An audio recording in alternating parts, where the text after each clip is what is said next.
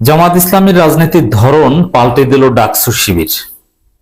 দর্শক, ডাকসু নির্বাচন থেকে শুরু করে ডাকসু পরিচালনা, যেহেতু শিবির নেতৃবৃন্দ বিজয়ী হয়েছে এবং শিবির নেতৃবৃন্দই ডাকসু পরিচালনা করে আসছে মেয়াদ প্রায় শেষের দিকে, এটা জামাত ইসলামের রাজনীতির একটা সফল প্রজেক্ট। যদিও শিবির কিংবা ডাকসু কেউই জামাত ইসলামের কথা চলে না, জামাত ইসলামের লেজুর ভিত্তিক কোনো সংগঠন নয়। শিবির পুরোপুরি স্বাধীন এবং স্বতন্ত্র সংগঠন, ডাকসু তো আরো স্বাধীন এবং আরো স্বতন্ত্র সংগঠন। ডাকসু নেতৃবৃন্দ শিবির পরিচালনা করলেও শিবিরের নীতি আদর্শ বা শিবিরের সিদ্ধান্ত আর ডাকসুর সিদ্ধান্ত এক না। ডাকসু চলে ডাকসুর গঠনতন্ত্র অনুযায়ী।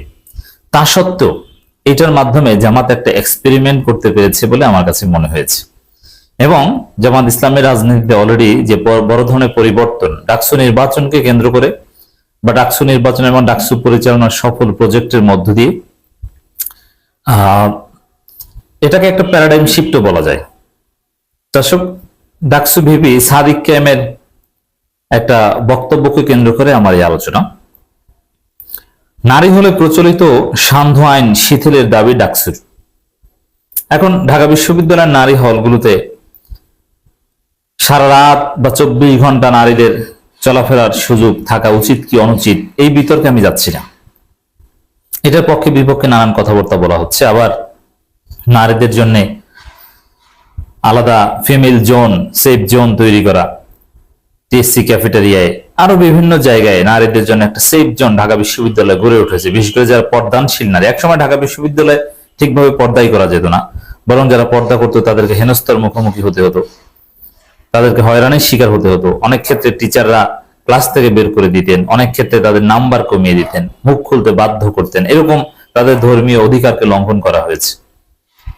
সেই ঢাকা বিশ্ববিদ্যালয় এখন ধর্মীয় অধিকার পুরোপুরি ভাবে তো প্রতিষ্ঠিত হয়েছে, অ্যাট দি সেম টাইম তারা এখন প্রোটেক্টেড ফিল করে, সেফ ফিল করে এবং তাদের ধর্ম পালনের সব ধরনের সুযোগ ডাকসু এবং বিশ্ববিদ্যালয় প্রশাসন নিশ্চিত করছে। কোনো হয়রানি বা এরকম কিছু নাই। কোনো একজন নারী যদি চান যে তিনি পর্দা মেনটেন করে তিনি ঢাকা বিশ্ববিদ্যালয়ে পড়বেন, তিনি পারেন। এতে তিনি টিএসসি ক্যাফেটেরিয়া খেতে গেলেও যে তিনি মুখ খুলে খেতে হবে, অন্য কেউ দেখে ফেলবে, এরকম কোনো সুযোগ নেই, সেফ জোন। কারণ এটার পক্ষে বিপক্ষে কেউ কেউ, বিশেষ করে যারা বামপন্থী, তারা এটা মানতে পারছে না। তারা যুক্তি দিচ্ছে যে ক্লাস করে একসাথে এখানে খাবারের জন্য আলাদা রুম কেন হবে, ইত্যাদি ইত্যাদি। পাল্টা আবার যুক্তি আসছে, ক্লাস করে একসাথে তাহলে হল আলাদা কেন, একসাথে থাকারও ব্যবস্থা করেন, বাথরুম আলাদা কেন। ক্লাসরুমে কিন্তু ফিমেলদের জন্য কলা ভবন, সোশ্যাল সায়েন্স বিল্ডিং, ফিমেলদের জন্য মেলদের জন্য আলাদা ওয়াশরুম কমন করেন। তো এগুলো নিয়ে বিতর্ক আছে, আমি সেই বিতর্কে যাচ্ছি না। আমার পয়েন্ট হচ্ছে বাংলাদেশ একটা কমপ্লেক্স জায়গা। এখানে মুসলমানদের মধ্যেই নানান ডাইভার্সিটি আছে এবং অন্য ধর্মের লোক আছে, কেউ লিবারেল, কেউ কনজারভেটিভ, নানান শ্রেণী পেশার মানুষ। তো সবাইকে কন্টেইন করে এই দেশটা চালাতে হবে।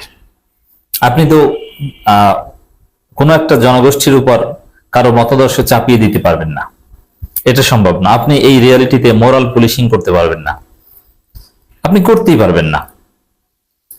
অথচ জামাত ইসলামের রাজনীতি, জামাত ইসলামের ধরন, এটা কি ছিল?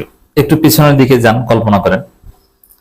সাপোজ পোশাকের স্বাধীনতা, এই বিষয়ে জামাতের অবস্থানটাকে এখন কি, আগে কি ছিল?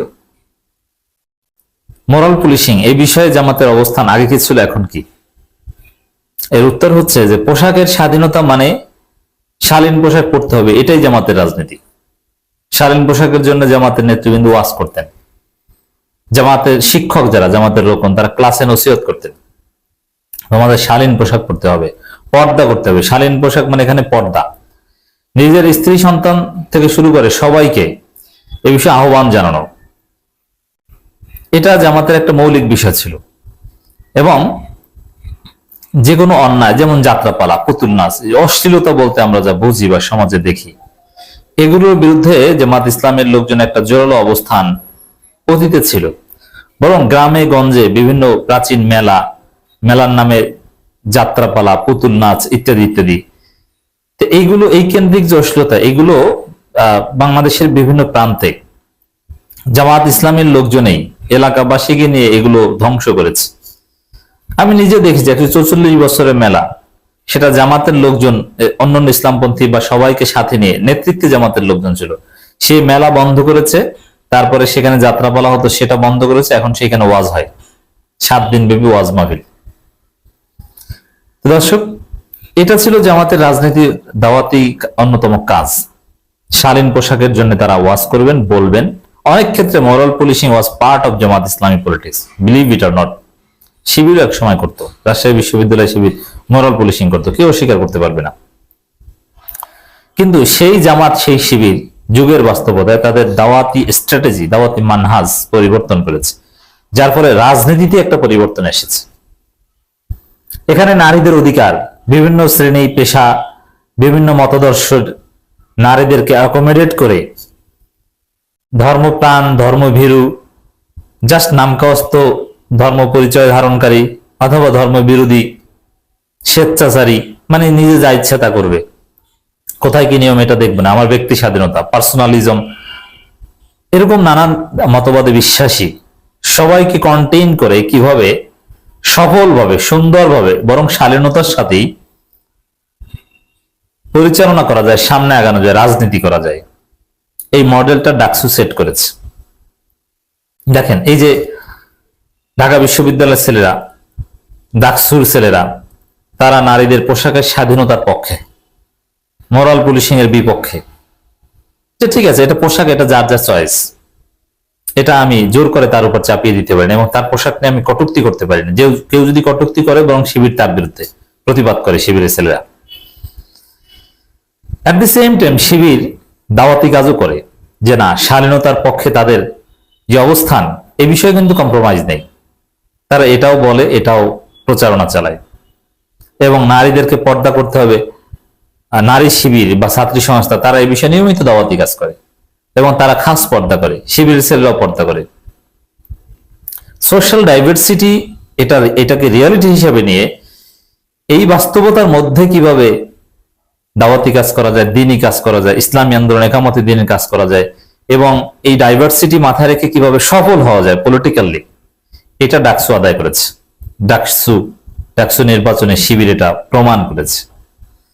জামাত এটাকে মডেল হিসেবে গ্রহণ করেছে, যে না, এভাবে সম্ভব। যার ফলে দেখেন যে এই শিবিরের ছেলেরা মরাল পুলিশিং এর বিরুদ্ধে বলছে, জামাতও মরাল পুলিশিং এর বিরুদ্ধে বলছে। কারো পোশাকের স্বাধীনতা নিয়ে কথা বলা, শিবিরের বিরুদ্ধে, জামাত এখন এর বিরুদ্ধে। এই যে সান্ধ্য আইন, এটা একসময় ট্র্যাডিশনাল জামাত বা এদের চিন্তা ভাবনা দেখেন যে কিসের হ্যাঁ, সন্ধ্যার মধ্যেই তো নারীরা ঘরে ঢুকবে, সারা রাত খোলা থাকবে, মানে রাত 12টা পর্যন্ত খোলা থাকবে, মানে 8টার মধ্যে হলে ঢুকতে হবে, 8টার পরে একটা মেয়ে বাইরে কি করবে? এটা হচ্ছে ট্র্যাডিশনাল জামাতি চিন্তা। কিন্তু ডাকসু শিবির, তারা কিন্তু তাদের নারীদের যে দাবি, সবার না, একটা অংশের, সেই দাবির প্রতি শ্রদ্ধা জানিয়ে বলছে নারী হলে প্রচলিত সান্ধ্য আইন শিথিল করতে হবে।